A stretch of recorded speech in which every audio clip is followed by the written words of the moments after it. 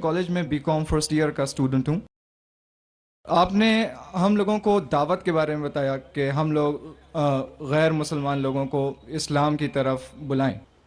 تو میں یہ جاننا چاہتا ہوں کل کو انشاءاللہ جب میں اس کام کے لیے، اس نیک کام کے لیے آگے دنیا میں نکلوں گا، تو کسی غیر مسلمان نے مجھ سے سب سے پہلے یہ پوچھ لیا کہ میں اپنا مذہب چھوڑ کے، جس کو میں اتنے سالوں سے پریکٹس کر رہا ہوں، آپ کا اسلام کیوں پکڑ لوں؟ یا ایک سٹیپ آگے جا کے اس نے یہ کہہ دیا آپ اپنا اسلام چھوڑ کے میرے مذہب میں کیوں نہیں آ جاتے؟ تو ان دونوں سوالوں کا میں کیا جواب دوں؟ شکریہ. بھائی صاحب نے سوال پوچھا کہ اگر کوئی مجھ سے یہ پوچھے گا کہ میں میرا مذہب چھوڑ کے اسلام کیوں قبول کروں، یا آپ اسلام چھوڑ کے میرا مذہب کیوں نہیں قبول کرتے، وہ ایسی مثال ہے کہ ایک سکول اگر حساب میں یہ بچوں کو سکھاتی ہے کہ 2 + 2 5، اور دوسری اسکول سکھاتی ہے 2 + 2 4، تو اب کون سی اسکول میں داخل ہوں گے؟ وہ اسکول جو حق کی بات کر رہا ہے. لیکن عام انسان کو حساب کے بارے میں پتا ہے کہ 2 + 2 4 ہے اور 2 + 2 5 نہیں ہے. تو اسی لیے جب آپ کالج میں ایڈمیشن لیتے، آپ اس کالج میں ایڈمیشن لینے کی کوشش کریں گے جو کالج میں سب سے بہترین پڑھائی ہوتی ہے.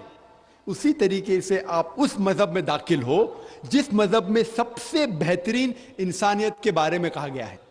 اسی لیے میں کہتا ہوں غیر مسلمانوں سے چیلنج کرتا ہوں کہ آپ مجھے اسلام سے اچھا مذہب دکھاؤ اور میں اسلام چھوڑ دوں گا، آپ کے مذہب میں داخل ہو جاؤں گا.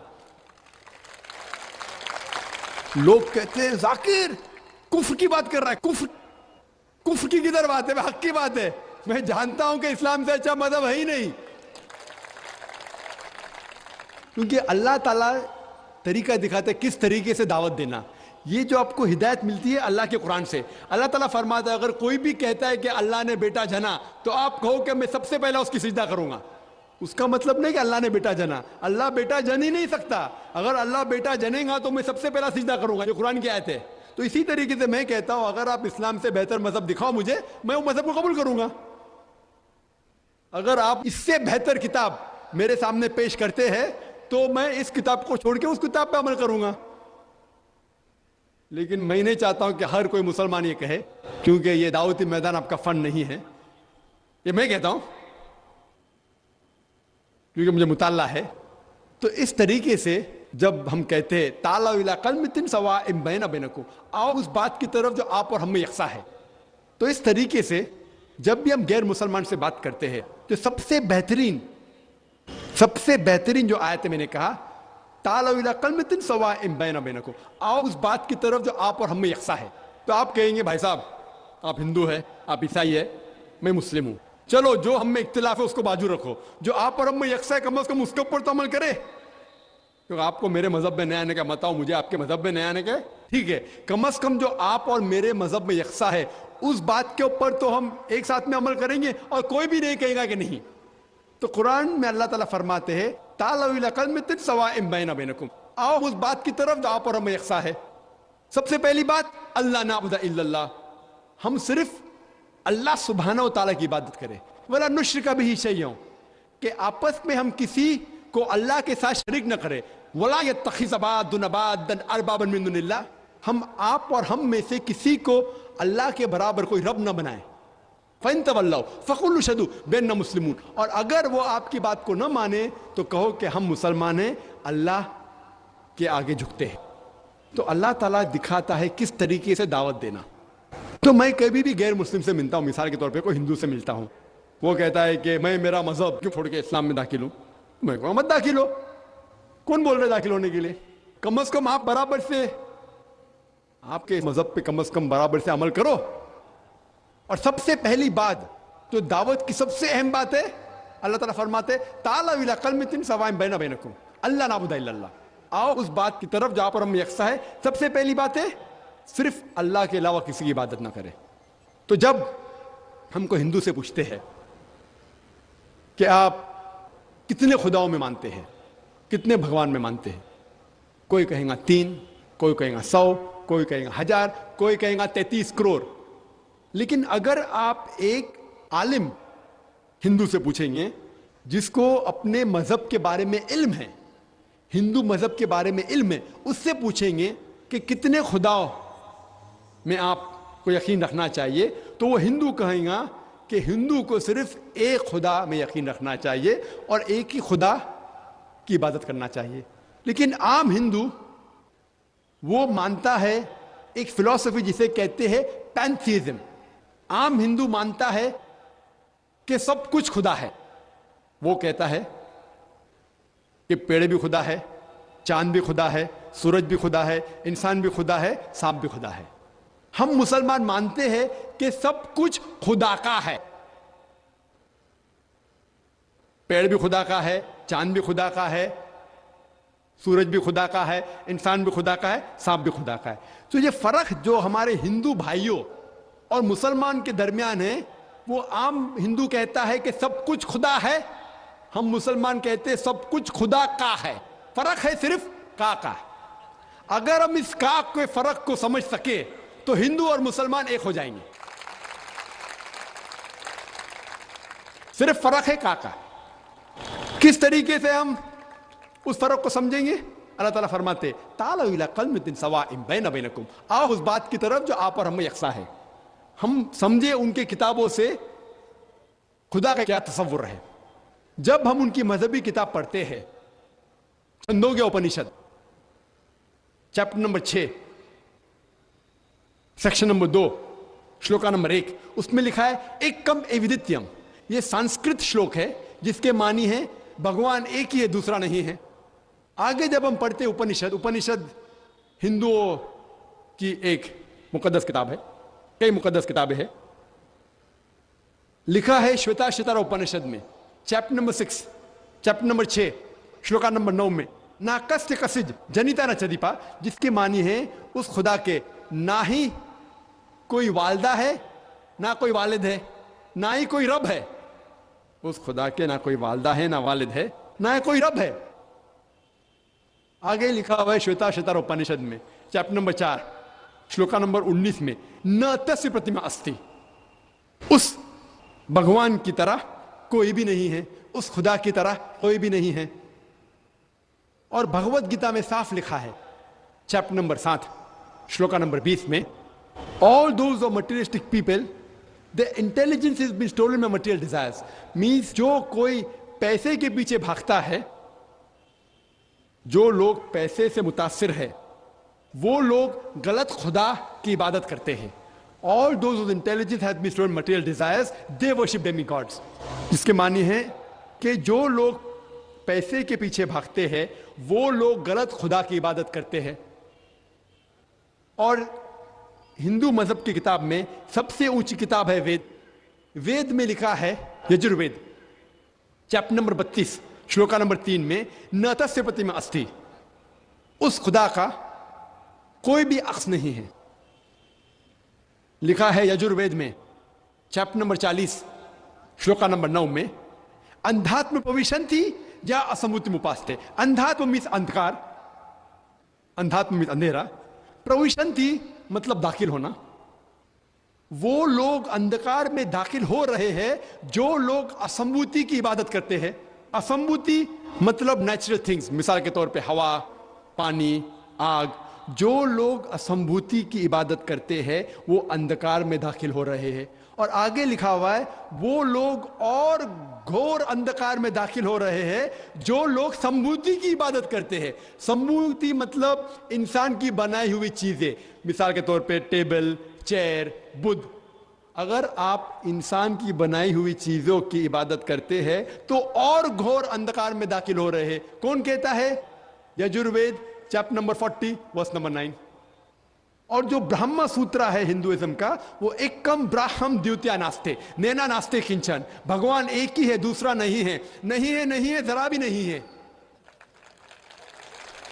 تو میں کہوں گا ہندو سے کم از کم آپ کی کتاب میں دیکھو بھگوان ایک ہے, نہ اس کا بت ہے. آپ ایک بھگوان کی عبادت کرو اور کسی کی مت کرو.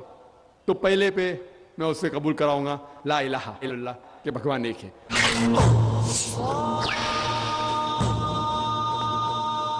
اس کے بعد آتا ہے محمد رسول اللہ. اور میں نے ایک تقریر کی ہے کہ محمد صلی اللہ علیہ وسلم کے بارے میں دیگر مذاہب کے کتابوں میں کیا لکھا ہوا ہے، اور ایک تقریر بھی کی ہے کہ خصوصاً ہندو مذہب کے کتاب میں محمد صلی اللہ علیہ وسلم کا ذکر. تو میں اسے یہ ثابت کروں گا، وقت نہیں ہے کہ میں ایک تقریر کروں محمد صلی اللہ علیہ وسلم کے بارے میں ہندو مذہب میں، لیکن محمد صلی اللہ علیہ وسلم کا ذکر ہندو مذہب کی کئی کتابوں میں ہے. آپ اگر پڑھیں گے بھوشیہ پرانا پرو 3 پرو 3 کھنڈ 3 ادھیائے 3 شلوکا 5 سے 8 میں محمد صلی اللہ علیہ وسلم کا ذکر ہے. بھوشیہ پرانا پرو 3 کھنڈ 3 ادھیائے 3 شلوکا 10 سے 27 تک کے اس کا ذکر ہے محمد صلی اللہ علیہ وسلم کا. محمد صلی اللہ علیہ وسلم کا ذکر ہے کنٹب سکتا میں اتھروا وید کتاب نمبر 20 ہم نمبر 127 شلوکا نمبر 1 سے 14.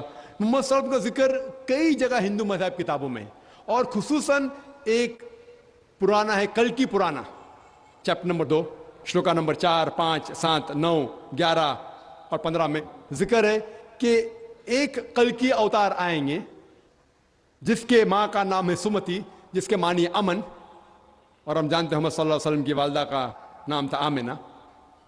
اس میں لکھا ہے اس کے والد کا نام ہوگا وشنو یاش، مطلب بھگوان کے پوجنے والا، خدا کے پوجنے والا، اور محمد صلی اللہ علیہ وسلم کے والد کا نام تھا عبداللہ. اس میں ذکر ہے کہ وہ پیدا ہوں گے سنبھالا میں. سنبھالا مطلب امن کی جگہ، جسے ہم کہتے ہیں مکہ بھی امن کی جگہ ہے. اس بھوشیوانی میں لکھا ہوا ہے کہ وہ پیدا ہوں گے 12ویں تاریخ مادھو کے مہینے میں. ہم جانتے ہیں محمد صلی اللہ علیہ وسلم پیدا ہوئے 12ویں ربیع اول میں. اس میں لکھا ہوا ہے کہ وہ آخری انتم رشی ہوں گے. ہم جانتے ہیں محمد صلی اللہ علیہ وسلم آخری نبی ہے. سورہ احزاب سورہ نمبر 33 آیت نمبر 40 میں اس میں کئی پروفیسیز، کئی چیزیں لکھے ہوئے کہ ان کے 4 ساتھیاں ہوں گے جو خلفاء راشدین کے بارے میں.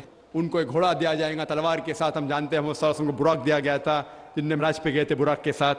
اور پوری تقریریں جو 1.5 گھنٹے کی کر سکتے صرف محمد صلی اللہ علیہ وسلم کا ذکر ہندو مذہب کی کتابوں میں. تو میں کہوں گا وہ ہندو سے آپ کے مذہب میں لکھا ہوا کہ انتم رشی آنے والے ہیں. اور محمد صلی اللہ علیہ وسلم کا ذکر نام محمد سے ہے، احمد سے بھی ہے کئی جگہ پہ. اتر چک منترا نمبر 1500 آپ اگر پڑھیں گے یجوروید چیپٹر 31 ورس نمبر 18 ان کا ذکر ہے.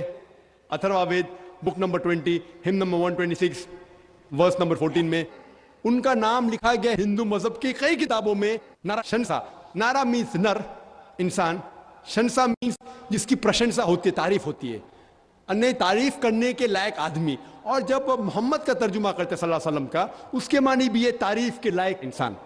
تو محمد کا ترجمہ اگر سنسکرت میں کریں گے اس کا ہوگا نرشنسا. اور یہ لفظ نرشنسا ہندو مذہب کی کتاب میں کئی جگہ لکھا ہوا ہے، کئی جگہ، کئی سینکڑوں جگہ. رگ وید بک نمبر 1 ہم number 13 verse number 3، Rig Veda book number 1 ہم number 18 verse number 9، Rig Veda book number 1 ہم number 106 verse number 4، Rig Veda book number 2 ہم نمبر 3 ورس number 2، Rig Veda book number 5 ہم number 5 verse number 2، Rig Veda بک نمبر 7 ہم number 5 verse number 2، Yajurveda chapter number 20 verse number 37، Yajurveda chapter number 21 verse number 57، Yajurveda chapter number 21 verse number 31، Yajurveda chapter number 21 verse number 55، Yajurveda chapter number 28 verse number 2، Yajurveda chapter number 28 verse number 42. سینکڑوں حوالے صرف ہندو مذہب کی کتابوں سے ہم دے سکتے ہیں جس میں محمد صلی اللہ علیہ وسلم کا نام آتا ہے ایز نرشنسا. سو میں ہندو سے کہوں گا کہ آپ کی ہندو مذہب کی کتاب میں لکھا ہوں کہ ایک بھگوان ہے، ایک ہی خدا ہے، نہ اس کا کوئی بت ہے، بت پرستی کرنا حرام ہے، اور کئی پیغمبر ہے، آخری پیغمبر محمد صلی اللہ علیہ وسلم ہے. تو میں کہوں گا کہ آپ کی کتاب میں لکھا ہے کہ ایک خدا ہے اور آخری پیغمبر محمد صلی اللہ علیہ وسلم ہے، اور آپ کو جو پیغام وہ لے کے آتا ہے اس کی بات کو ماننا چاہیے. اور وہ پیغام کیا ہے؟ قرآن اور صحیح حدیث. تو اگر آپ ہندو مذہب کی کتابوں کا مطالعہ کریں گے آپ کو یقین رکھنے پڑے گا ایک خدا میں اور محمد صلی اللہ علیہ وسلم. اسی طریقے سے ہم جب عیسائی سے بات کرتے ہیں اس کے بائبل سے ثابت کر سکتے ہیں خدا ہے. عیسیٰ علیہ السلام خدا نہیں ہے، وہ خدا کے بیٹے نہیں ہیں. بائبل کے اندر ذکر ہے کہ محمد صلی اللہ علیہ وسلم آنے والے ہیں. تو اس طریقے سے میں کہوں گا غیر مسلم سے کہ کم از کم آپ کی کتاب کو مانیں گے تو آپ کو یقین رکھنے پڑے گا ایک خدا میں. اور اللہ کا ذکر بھی ہے ہندو مذہب کی کتاب میں، عیسائی مذہب کی کتاب میں، لیکن اس کے لیے آپ کو تھوڑا جد و جہد کرنے پڑے گا، جہاد کرنے پڑے گا. جہاد مطلب نہیں جھگڑا، وہ غیر مسلمان سے جھگڑا نہیں کرنے پڑے گا. جد و جہد کرنے پڑے گا مطلب تھوڑی تحقیق کرنے پڑے گا، جہاد کرنے پڑے گا. میں کیا کر رہا ہوں؟ جہاد کر رہا ہوں. میں ہزاروں میل دور ادھر آیا کیا کرنے کے لیے؟ جہاد کرنے کے لیے، کسی کا قتل کرنے کے لیے نہیں، جد و جہد کرنے کے لیے کہ لوگوں کو اسلام کا پیغام دینے کے لیے آئے میں۔ تو اسی طریقے سے ہر انسان اگر قرآن اور حدیث کے اوپر عمل کرے اور اپنے دین کو پھیلائے تو انشاءاللہ آج کی تاریخ میں مسلمان کی حالت اور بہتر ہوگی انشاءاللہ۔ خواتین کی طرف سے کوئی سوال؟ Brother, Assalamu alaikum wa rahmatullahi wa barakatuh. I would like to start with the Islamic greeting. May peace, mercy and blessing be upon you. Brother, I would like to ask کہ جہاد کے 3 لیولز ہوتے ہیں. Firstly تو نفس کے خلاف، دوسرا دعویٰ کرنا، اور تیسرا جیسے جہاد فی سبیل اللہ. تو اس میں ہم عورتوں کا کتنا رول ہو سکتا ہے؟ اینڈ پلیز سر اگر ہو سکے تو یہاں سے بھی 2 کویشچنس پوچھے جائیں because we also want to ask. Thank you. بہن نے سوال کیا کہ جہاد کے 3 لیول ہوتے ہیں، ایک جہاد نفس، ایک دعویٰ، ایک جہاد فی سبیل اللہ. وہ سارے جہاد فی سبیل اللہ ہے. بہن کا مطلب میرے حساب سے کہ قتال فی سبیل اللہ. جہاد کے کئی درجے ہیں، کئی علماء نے کئی درجے دیے جہاد کے، 3 4 کوئی 10 کوئی 15 کئی درجے. لیکن یہ 3 کے بارے میں جو بہن نے ذکر کیا کہ بہنوں کا کیا رول ہے، اس میں بہنوں کا کیا رول ہے، کیا کام ہے. جہاں تک کہ جہاد نفس کا سوال ہے، وہ ہر مسلمان کو کرنا چاہے وہ مرد یا عورت ہو، کہ اگر کوئی شیطان آپ کو بھڑکا رہا ہے کہ ایسا مت کرو، اللہ سے دور جاؤ، تو آپ کو اپنے نفس سے جہاد کرنا چاہیے. مثال کے طور پہ شیطان فرمائے گا یہ حجاب کرنے کی ضرورت کیا، سر ڈھکنے کی کیا ضرورت، بدن ڈھکنے کی کیا ضرورت، جتنا آپ بدن دکھائیں گے اتنا آپ مشہور ہوں گے. یہ شیطان بھڑکا رہا ہے. تو آپ جہاد کریں گے کہ خواتین کا فرض ہے کہ وہ سارے جسم کو ڈھانکے، تو صرف دکھا سکتی ہے وہ چہرہ اور یہ. تو یہ جہاد نفس ہوا. تو مرد کو بھی جہاد نفس کرنا چاہیے، خواتین کو بھی، دونوں کو. جو بھی اللہ تعالیٰ فرماتے قرآن میں اور اللہ کے رسول فرماتے حدیث میں، اس کے اوپر عمل کرنے پہ اگر آپ جہاد کر رہے تو وہ ایک قسم کا جہادی ہے، اور کئی بار جہاد نفس بھی کہلائیں گا. جہاں تک کہ دعوت کا میدان ہے، خواتین کا بھی فرض ہے کیا وہ غیر مسلمان خواتین میں اسلام کے بارے میں غلط فہمیاں دور کرے، دعویٰ کرے. ہمارے بمبئی میں ہمارے ادارے میں اسلام ریسرچ فاؤنڈیشن میں ایک شعبہ ہے لیڈیز ونگ، خصوصاً خواتین کے لیے.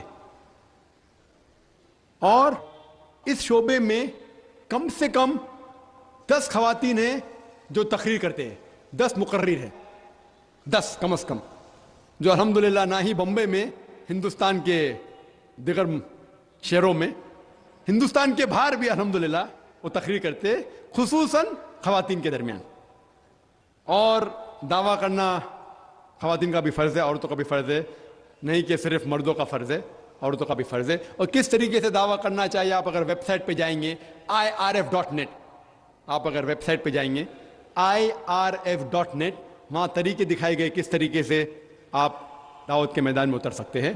اور جو آخری جو بہن نے سوال کیا کہ جو میرے حساب سے قتال فی سبیل اللہ تھا، ہم دیکھتے ہیں کہ صحیح بخاری میں ایک چیپٹر، ایک باب ہے جس کے اندر ذکر ہے کہ خصوصاً خواتین نے بھی قتال کے درمیان حصہ لیا.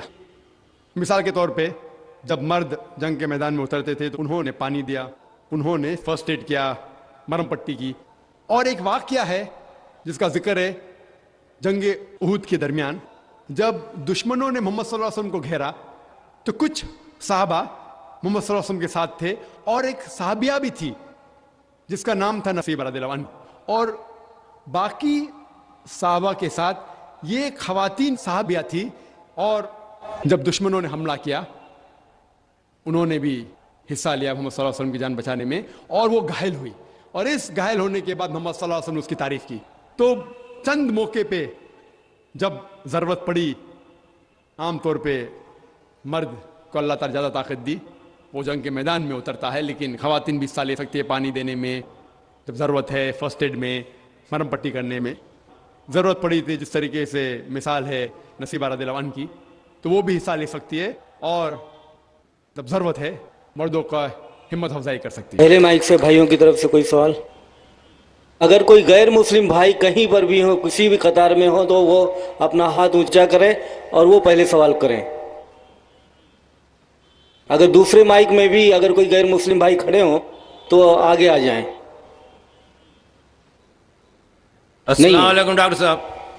ڈاکٹر صاحب میں ایک ریٹائرڈ آرمی آفیسر محمد ضیاء اللہ خان میرا نام ہے. میں آپ سے ایک کلیریفیکیشن چاہتا ہوں ریگارڈنگ سورہ والعصر ان الانسان لفی خسر. یہ عالم انسانیت کے لیے ایک بہت تشویشناک سورہ ہے اور کنڈیشنل سورہ ہے. اس میں ہر انسان کو بہت زیادہ تشویش ہونا چاہیے whether he is fulfilling all the 4 conditions in this surah or not. اس میں اس کی تفسیر میں ابھی آپ نے فرمایا وتواصوا بالحق کے لیے آپ نے فرمایا کہ غیر ایمان والوں میں ایمان کی دعوت. بے شک یہ سچ ہے کہ لا الہ الا اللہ سب سے بڑا حق ہے, لیکن میں یہاں آپ سے یہ کلیئرفائی کرنا چاہتا ہوں کہ among all the Muslims اتنی زیادہ تعداد الحمدللہ مسلمانوں کی ہے, لیکن وہ عامل صالحات سے دور ہیں, اللہ کے احکامات سے دور ہیں. اگر ان کو اللہ کے ان احکامات پہ عامل صالحات کی دعوت دی جائے تو whether this fulfill the condition of وتواصوا بالحق or not. بھائی کا سوال ہے کہ جو سورہ العصر میں جو تیسری کنڈیشن ہے وتواصوا بالحق, اگر ہم مسلمانوں کے درمیان ان کو حق کی طرف بلاتے, ان کا مطلب ہے اصلاح. دعویٰ کے معنی ہے غیر مسلمانوں کو اسلام کی طرف دعوت دینا. دعوت کی معنی دونوں طریقے سے لیا جاتا ہے, غیر مسلم میں بھی بات کرنا, مسلم میں بھی بات کرنا. لیکن اگر ہم ایک اسپیسیفک خصوصاً لفظ استعمال کرنا چاہتے ہیں تو جب ہم غیر مسلمانوں سے بات کرتے اسے کہتے ہیں عربی میں دعوت, اور جب مسلمانوں سے اسلام کی بات کرتے ہیں اسے کہتے ہیں اصلاح. اصلاح معنی مرمت کرنا, اس کو سدھارنا. تو اصلاح بھی کئی علماء نے کہا کہ یہ وتواصوا بالحق میں آ جاتا ہے. لیکن اگر ہم سیف رہنا چاہتے ہیں تو میری نظر میں اصلاح اور دعویٰ دونوں ضروری ہے. میں کیا کر رہا ہوں آج کی تاریخ میں, اصلاح بھی کر رہا ہوں, دعویٰ بھی کر رہا ہوں. غیر مسلم میں تو دعویٰ کر رہا ہوں, اکثر مسلمان ہیں اصلاح کر رہا ہوں. کل صبح ایک خصوصاً نشست ہے غیر مسلمانوں کے لیے, وہاں زیادہ دعویٰ کروں گا میں. تو دونوں کرنا امپورٹنٹ ہے, ضروری ہے. اصلاح بھی مسلمانوں کو حق کی طرف بلانا جو بھٹک گئے ہیں, جو نام کے مسلمان ہیں, اور غیر مسلم میں بھی. لیکن اگر آپ سیف رہنا چاہتے ہیں تو میرے حساب سے دونوں کرنا ضروری ہے. تو ایک دم سیف ہے, اور جنت میں جانے کے لیے ہمیں جو بھی کر سکے کرنا ضروری ہے. کیونکہ اللہ تعالیٰ فرماتے سورہ ملک میں سورہ نمبر 67 آیت نمبر 2, الذی خلق الموت والحیات, اللہ سبحانہ و تعالیٰ نے زندگی اور موت دی تاکہ وہ جان سکے آپ لوگ میں سے کون اچھے اعمال کرتا ہے. تو یہ زندگی ہے, آخرت کے لیے امتحان ہے. تو اس امتحان میں ہمیں سفل ہونا بہت ضروری ہے. اسی لیے ہمیں کوشش کرنا چاہیے کہ جہاں تک ہو سکے اللہ اور اللہ کے رسول کے احکام کے اوپر عمل کریں. دوسرا سوال بھائیوں کی طرف سے دوسرے مائک سے. السلام علیکم, میرا نام شجاع الحسن ہے. میں کمپیوٹر لیکچر کی حیثیت سے ایک سرکاری کالج میں کام کرتا ہوں. جناب آپ سے ملا ہوا وقت بہت قیمتی ہے اور بہت ناکافی ہے, لیکن پھر بھی میں 2 سوال کروں گا. اللہ آپ سے گزارش ہے کہ جو آپ نے نیم بتایا اس کے علاوہ جا کے ان دونوں سوالوں کا جواب دے دیں, مہربانی ہوگی.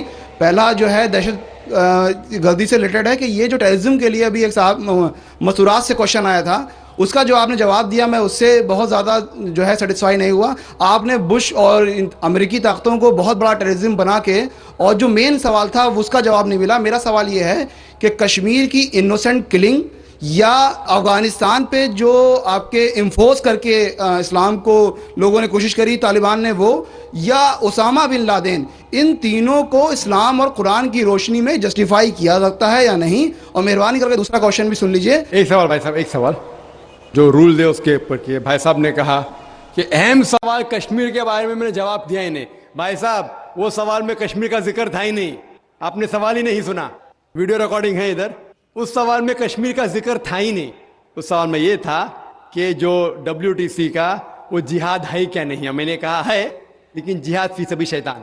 آپ نے ایک دوسرا سوال کیا کہ میرے نظر میں جو اسامہ بن لادن کر رہا ہے وہ قرآن اور حدیث کی روشنی میں صحیح ہے کیا نہیں. جو لوگ کشمیر میں جھگڑ رہے وہ صحیح ہے کیا نہیں. جو افغانستان میں کر رہے صحیح ہے کیا نہیں. 3 سوال, ایک سوال کے 3 حصے. میں پہلے کا جواب تو دے چکا ہوں, شاید آپ نے نہیں سنا, کہ اسامہ بن لادن قرآن اور حدیث کے روشنی میں صحیح کر رہا ہے کہ نہیں. میں تو اسامہ بن لادن سے ملا ہی نہیں. آپ ملے ہوئیں گے, میں نہیں ملا. اللہ تعالیٰ فرماتے سورہ حجرات میں سورہ نمبر 49 آیت نمبر 6 میں, جب بھی کوئی آپ کو انفارمیشن کوئی چیز معلوم پڑتی ہے, خصوصاً اگر فاسق کے ذریعے ہے تو اس کی تحقیق کرو. سو مجھے پتا نہیں جو یہ CNN کہہ رہی ہے کہ اسامہ بن لادن نے WTC کو گرایا, اسامہ بن لادن تو کہتا میں نہیں گرایا, تو نہ میں اسامہ بن لادن سے ملا, تو میں یہ بھی نہیں کہتا اسامہ بن لادن قرآن حدیث پہ ہے یا نہیں ہے. اللہ عالم, اللہ عالم. اگر ہے تو جنت میں جائے گا, نہیں ہے تو نہیں جائے گا. مجھے ضروری نہیں کہ اسامہ بن لادن سے ملنا میرا فرض ہے, ٹھیک ہے نا, وہ آخرت کے دن میں فیصلہ ہو جائے گا. اللہ تعالیٰ آپ سے بھی نہیں پوچھے گا کیا وہ مجاہد تھا کہ دہشت گرد تھا, وہ اللہ تعالیٰ فیصلہ کریں گے. سوال نمبر 2 کہ کشمیر میں جو لوگ جھگڑ رہے ہیں کہ وہ قرآن اور حدیث کے روشنی میں ہے کیا نہیں. میں کشمیر میں لاسٹ ایئر 2003 میں تقریباً 1 سال پہلے گیا تھا. آپ دیکھتے کہ کشمیری لوگ الگ الگ وجہ کے لیے جھگڑ رہے ہیں. اگر وہ وجہ قرآن اور حدیث سے صحیح ہے تو صحیح وجہ, اگر خلاف ہے تو خلاف ہے. یہ کہنا کہ سارے کشمیر قرآن حدیث کے اوپر ہے یا سارے کشمیر نہیں ہے, یہ بالکل غلط ہے. کچھ لوگ قرآن اور حدیث کی روشنی میں جدوجہد کر رہے ہوں گے تو صحیح جہاد کر رہے, کچھ لوگ اپنے ذاتی فائدے کے لیے ایک دوسرے کا قتل کر رہے, وہ بالکل غلط ہے. تو ہم دیکھتے ہیں کہ کئی بار کئی لوگ اپنے ذاتی فائدہ اپنا بنا لیتے ہیں. تو میں یہ نہیں جانتا ہوں خصوصاً کون کشمیری کیا کر رہا ہے. تو اسی لیے یہ کشمیر عام لوگ قرآن حدیث پہ عمل کر رہے کہ نہیں, آپ کو اس سے پوچھنا چاہیے جو پالیٹکس کے اندر ایک ماہر ہے. اللہ تعالیٰ فرماتے سورہ نحل میں سورہ نمبر 16 آیت نمبر 43, اور اللہ تعالیٰ فرماتے سورہ نمبر 21 آیت نمبر 7 میں فَاسْأَلُوا أَهْلَ الذِّكْرِ إِن كُنتُمْ لَا تَعْلَمُونَ. اس سے پوچھو جو اس فن کا ماہر ہے. میں پالیٹکس کے فن میں ماہر نہیں ہوں, میں دائی ہوں, تو کس طریقے سے جواب دینا غیر مسلم کو بولوں گا, لیکن پالیٹکس میں کشمیری لوگ کیا کر رہے ہیں, افغانی لوگ کیا کہہ رہے ہیں, وہ میں نہیں کہہ سکتا ہوں. میں اس فن کا ماہر نہیں ہوں. اگر کہوں گا تو قرآن کے جائیں گا. آپ اس سے پوچھو جو ماہر ہے. میں اس فن کا ماہر نہیں ہوں, میں دعوتی میدان کا ماہر ہوں. آپ بھگوت گیتا کے بارے میں پوچھئے, رامائن کے بارے میں پوچھئے, ہندوازم کے بارے میں پوچھئے, عیسائیت کے بارے میں پوچھئے, یہ افغانستان کے بارے میں یا کشمیر کے بارے میں. میں فن کا ماہر نہیں ہوں, لیکن یہ جانتا ہوں میں کہ جہاں تک کہ افغانستان کا تعلق ہے, طالبان کا تعلق ہے, ہم دیکھتے ہیں CNN کے اندر کہ کئی بار BBC اور CNN میں دکھایا گیا کہ ایک طالبان ایک خاتون کو بے دردی سے مار رہا ہے. طالبان خواتین کو مارتے ہیں ظالم لوگ. کیونکہ دائی ہونے کے حیثیت سے میں کئی ممالک کا دورہ کرتا ہوں. 2 سال پہلے میں ملیشیا میں گیا تھا. وہاں ایک شوہر اور بیوی سے ملاقات ہوئی جو ڈاکٹر تھے. بیوی گائنوکالوجسٹ تھی اور شوہر سرجن تھے.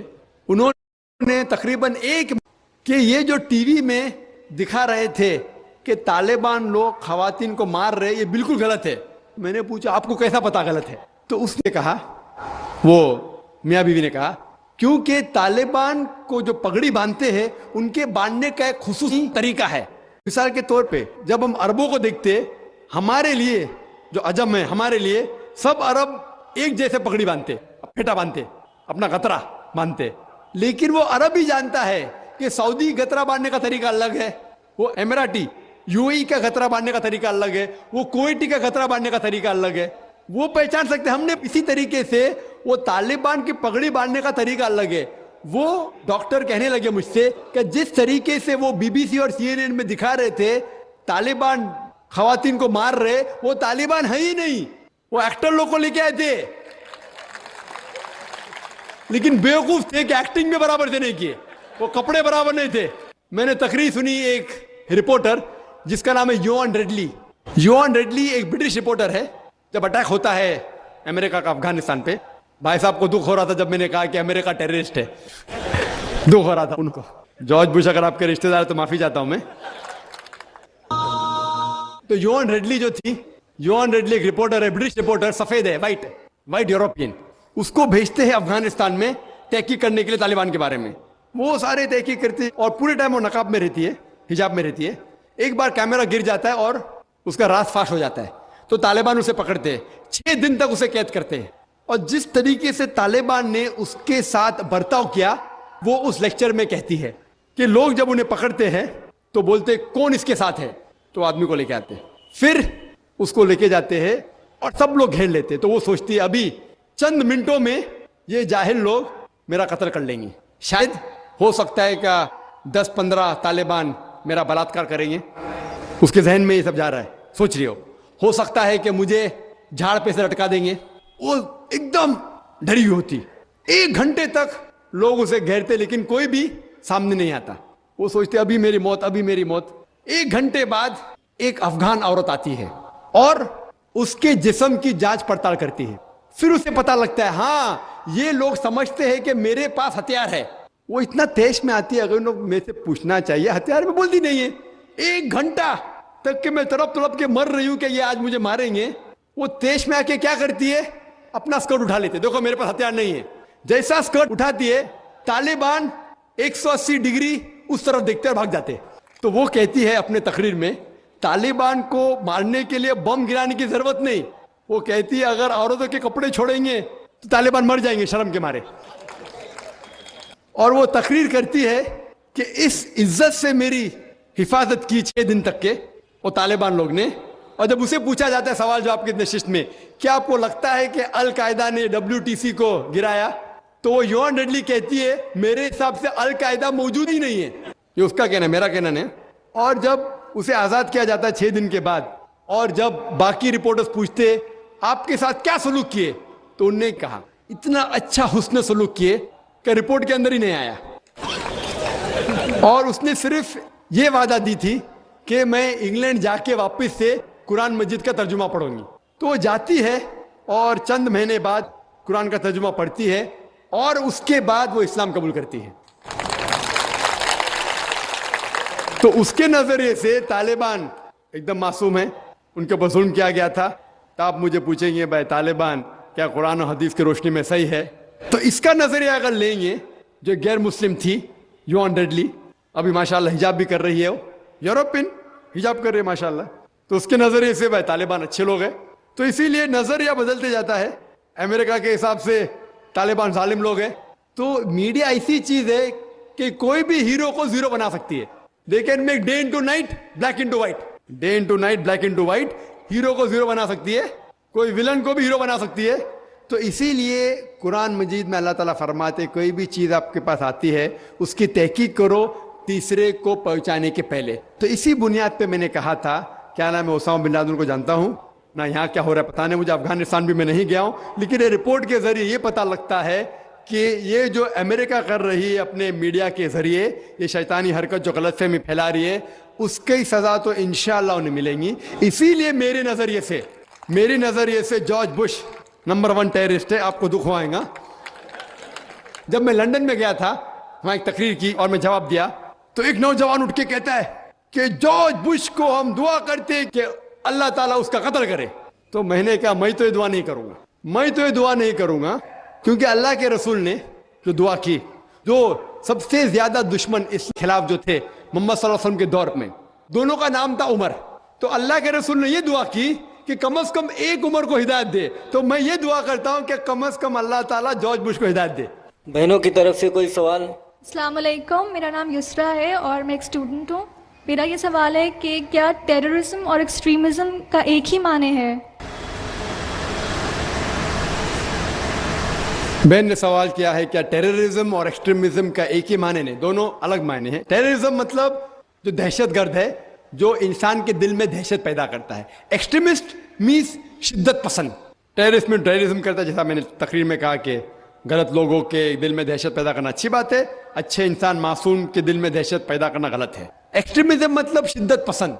तो लोग कहते हैं मुसलमान शिद्दत, और बहुत से मुसलमान अपने बचाव के लिए, नहीं मैं शिद्दत पसंद नहीं हूं, मैं कहता हूं मैं शिद्दत पसंद हूं, लेकिन शिद्दत पसंद सही चीजों में। मिसाल के तौर पर ईमानदारी के मैदान में मैं शिद्दत पसंद हूं, हक के मैदान में शिद्दत पसंद हूं, जहां तक के इंसानियत से अच्छा बर्ताव करना चाहिए उसमें शिद्दत पसंद हूं। तो शिद्दत पसंद सही चीजों में अच्छी बात है। कोई भी इंसान ये नहीं कह सकेगा कि आप बहुत शिद्दत से ईमानदार है इसलिए आप गलत इंसान है, कोई बोल ही नहीं सकता। हाँ, गलत चीजों में शिद्दत पसंद नहीं होना चाहिए। अल्लाह ताला फरमाते हैं सूरह निसा में, सूरह नंबर 4 आयत नंबर 171 में, ला तगलू फी दीनुकुम, do not commit axes in your religion. आप दायरे के बाहर मत काम करो, एक्सेसेस, ला तगलू फी दीनुकुम, दीन के दायरे के बाहर मत जाओ। लेकिन दायरे में होके एक तरफा शिद्दत जो हक की बात है वो तो अच्छी बात है। तो शिद्दत पसंद होना एक अलग बात है, टेररिज्म अलग बात है। हो सकता है कि एक इंसान दोनों है, या सिर्फ एक ही है, या दोनों नहीं है। यहाँ भाइयों की तरफ से। डॉक्टर साहब, मेरा नाम अब्दुल नसीर नासिर है, मैं डॉक्टर अम्बेडकर महासभा का सेक्रेटरी हूँ। अम्बेडकर महासभा में 67 IAS अधिकारी हैं दलित। बहुत से लोगों से मैं बात करता हूँ इस्लाम के बारे में, तो कहते हैं बाबा साहब अम्बेडकर ने कहा था मैं हिंदू धर्म में पैदा हो गया हूँ लेकिन हिंदुओं के मरूंगा नहीं। ہم لوگ بھی چاہتے ہیں عام اسلام میں، لیکن جو ہمیں فیسلٹی مل رہی ہے وہ ہم کو دلت کی حیثیت سے مل رہی ہے. کیا دلت جو ہے اسلام قبول کر لے اور نام اپنا نہ تبدیل کرے اور ختنہ نہ کرائے؟ کیا ممکن ہے یہ؟ بھائی صاحب نے سوال کیا کہ دلت، بابا امبیڈکر صاحب کی کتاب میں پڑھ چکا ہوں. آپ بالکل صحیح فرماتے کہ بابا صاحب امبیڈکر، ڈاکٹر بابا صاحب امبیڈکر، ان نے جب دیگر مذاہب کی تحقیق کی سب سے بہترین مذہب انہیں لگا اسلام. افسوس کی بات ہے کہ ہم مسلمانوں نے کھلے عام انہیں قبول نہیں کیا، اس لیے انہوں نے دوسرا بہتر مذہب بدھزم کو قبول کیا. آپ کا سوال ہے کہ دلت اگر کہتے ہیں کہ ہم اسلام قبول کریں اور نام نہیں بدلے تو کیا یہ جائز ہے اور ختنہ نہ کرے جائز ہے؟ نام بدلنا اسلام میں فرض نہیں ہے. نام بدلنا اسلام میں فرض نہیں ہے. اگر آپ کا نام شرکانہ نام ہے تو بدلنا فرض ہے، ورنہ نام بدلنا فرض نہیں ہے.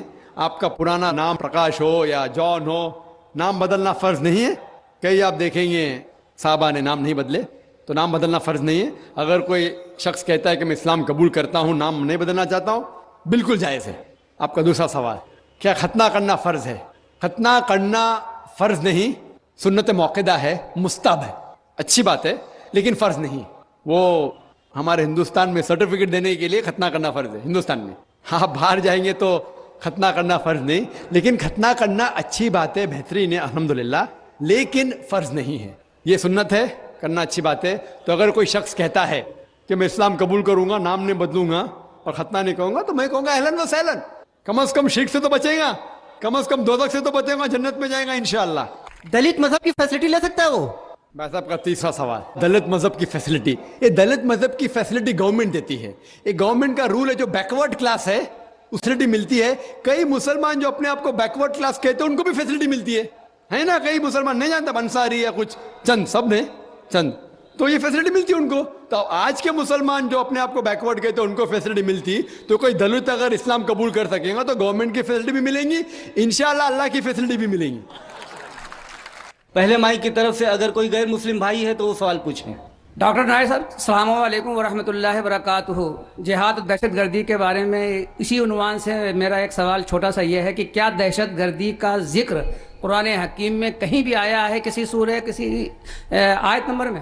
بھائی صاحب کا سوال ہے کہ دہشت گردی کا ذکر کہیں قرآن مجید میں آیا ہے، اور میں تقریر میں بھی حوالہ دیا اس آیت کا کہ جو لفظ انگلش میں کہتے ہیں ٹیررسٹ، اردو میں کہتے ہیں دہشت گرد، اور یہ لفظ جو ہے یہ قرآن مجید میں ہے. سورہ انفال میں سورہ نمبر 8 آیت نمبر 60 میں کہ اللہ تعالیٰ فرماتے ہیں کہ وہ لوگ جو حق کے خلاف ہے ان کے دل میں دہشت پیدا کرو. تو اسی لیے میں نے کہا کہ ہر مسلمان کا فرض ہے کہ جو لوگ حق کے خلاف ہے، جو معاشرے کے خلاف ہے، جو انسانیت پہ ظلم کر رہے، ان کے دل میں دہشت پیدا کرو. جس طریقے سے پولیس کا کام ہے، اور اگر کوئی انسان، وہ انسان جو معاشرے کے خلاف ہے، انسانیت کے خلاف ہے، مثال کے طور پہ کوئی چور ہے یا کوئی بلاತ್ಕಾರ کرنے والا ہے یا زنا بالجبر کرنے والا ہے، ایسے انسان کے دل میں دہشت پیدا کرنا اچھی بات ہے. اور یہ لفظ جو لوگ کہتے ہیں یہ کوئی لفظ کا کھلواڑ نہیں ہے. ایون انگلش لینگویج میں کچھ چند مہینے پہلے بمبے میں ایک آرٹیکل آیا تھا ٹائمز آف انڈیا میں، جس میں لکھا تھا کہ inspector Angre terrorizes the underworld. Inspector Angre is a terrorist for the underworld. اس کے معنی انسپیکٹر آنگرے جو گنڈے لوگ ہیں بمبئی میں ان کے لیے دہشت گرد ہے. تو یہ لفظ کا کھلواڑ نہیں، یہ انگلش لینگویج ہے. اسی طریقے سے اردو ہے، عربی زبان ہے. تو اس لیے میں نے کہا کہ اللہ تعالیٰ فرماتے ہیں کہ جو لوگ حق کے خلاف ہے ان کے دل میں دہشت پیدا کرنا اچھی بات ہے. لیکن عام طور پہ دہشت گرد آج کی تاریخ میں اسے کہتے ہیں جو معصوم انسانوں کے دل میں دہشت پیدا کرتا ہے. اس پس منظر میں، اس تعلق سے کوئی بھی مسلمان، کوئی بھی معصوم انسان کے دل میں دہشت کبھی بھی نہیں پیدا کرنا چاہیے. امید ہے کہ سوال کا جواب ہے. بہنوں کی طرف سے کوئی سوال؟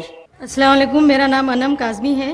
جیسا کہ آپ نے شروع سے بتایا کہ اگر قرآن اور حدیث پہ ہم لوگ چلیں تو ایک آئیڈیل لائف، ایک آئیڈیل سوسائٹی پا سکتے ہیں. تو جہالت سے جہاد بھی ایک جہادی ہے. میرا کوشچن ہے، اے should we confine the knowledge to the Islamic studies only? B, knowledge like women کو زیادہ ہم لوگ کو اہمیت دینا چاہیے. Like if women is educated then the whole family is more knowledgeable. What do you think? بہن نے سوال کیا کہ جہالت کے خلاف جہاد کرنا بھی جہاد ہے. بالکل صحیح ہے. انہوں نے کہا کہ صرف ہمیں اسلام کی پڑھائی کرنا چاہیے کہ یہ عام جو ہم کہتے ہیں ماڈرن ایڈوکیشن یا فارمل ایڈوکیشن کرنا چاہیے.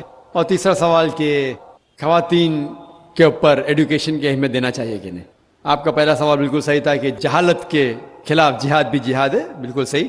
اور سب سے پہلا جو پیغام اللہ سبحانہ و تعالیٰ انسانیت کو دیتے قرآن مجید میں وہ یہ نہیں کہ نماز پڑھو، حج کے لے جاؤ یا زکوٰۃ دو. سب سے پہلا پیغام اللہ تعالیٰ دیتے ہیں سورہ اقرا میں، اقرا پڑھو، اور صرف مردوں کے لیے نہ، عورت کے لیے بھی ہے. تب کا تیسرا سوال کہ خواتین کو ہونا چاہیے، اور اللہ کے رسول فرماتے ہیں it is obligatory on every Muslim man or woman to acquire knowledge. ہر مسلمان پہ فرض ہے چاہے وہ مرد یا عورت ہو کیا وہ علم حاصل کرے. تو علم حاصل کرنا ہر مسلمان کے لیے فرض ہے. اور اللہ کے رسول نے کہا کہ آپ اپنے بچوں کو علم دو، خصوصاً لڑکیوں کو، کیونکہ اس وقت جہالت میں لڑکیوں کا قتل کیا جاتا تھا. قرآن نازل ہونے کے پہلے جب لڑکی پیدا ہوتے تھے تو زندہ دفنا جاتا تھا عرب ممالک میں. تو خصوصاً عورتوں کو، لڑکیوں کو تو علم حاصل کرنا فرض ہے ہر مسلمان کے لیے. جہالت کے خلاف جہاد کرنا فرض ہے، اور عورتوں کے لیے بھی.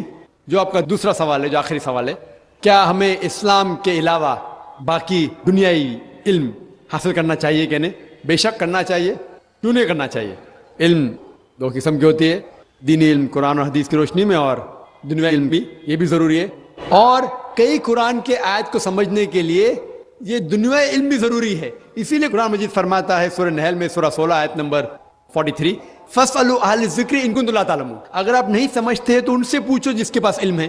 اسی لیے ہم نے بمبئی میں ایک اسکول قائم کی جس کا نام ہے اسلامک انٹرنیشنل اسکول. یہ ایک علیحدہ اسکول ہے، 2 زبانوں میں اس کا میڈیم آف انسٹرکشن ہے، ایک انگلش اور دوسرا عربی ہے. ہم جب بچوں کا داخلہ کرتے 3 سال کی عمر میں ہمارے اسکول میں بمبئی میں، ان کو دونوں زبان سکھاتے ہیں، انگریزی زبان اور عربی زبان. جب 3 سال کی عمر میں داخلہ ہوتا ہے نرسری میں، ہم جب سکھاتے A for apple, B for ball, A for اللہ، بی فار بسم اللہ، ہم سکھاتے من الف اسد من با بیت من تا تفاح. کیونکہ مسلمانوں کو عربی جاننا بہت ضروری ہے. مجھے پتا ہے کہ میں دائی ہوں، میں عربی زبان نہیں جانتا ہوں، شوئے تھوڑا بہت سمجھ لیتا ہوں. اسی لیے میں چاہتا ہوں کہ میرے بچوں کو میں عربی سکھاؤں. یہ اسکول میں الحمدللہ ہم سب سے بہترین انگریزی علم دیتے ہیں، اور ہم کہتے ہیں کہ یہ عام جو کانوینٹ اسکول ہے ان سے فار سپیریئر انشاءاللہ ہم دیتے ہیں. اس کے ساتھ ساتھ اسلامک تعلیم بھی دیتے ہیں.